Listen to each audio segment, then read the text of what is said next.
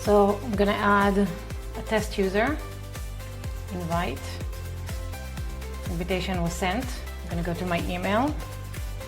You've been invited. I'm gonna click on the invitation. And now it sends me here. So if I didn't have any login or anything like that, I need to sign up. So I'm gonna sign up. An email is going to be sent to that email.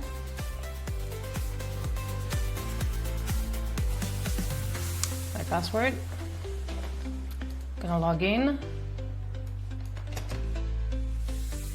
At this point, I'm not going to see anything because the admin hasn't added me as part of any project yet. So now we're going to switch back to the admin. The admin need to add me to the project, and then I will see the project showing up in my account. So let's do that. We're going to log back into the main account that we want to share and add the user to. Click on the project,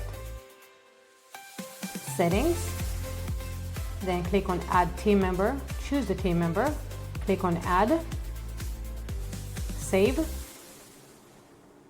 And now when we're going back to the user and the user logs in, the user will see the project in their project tab.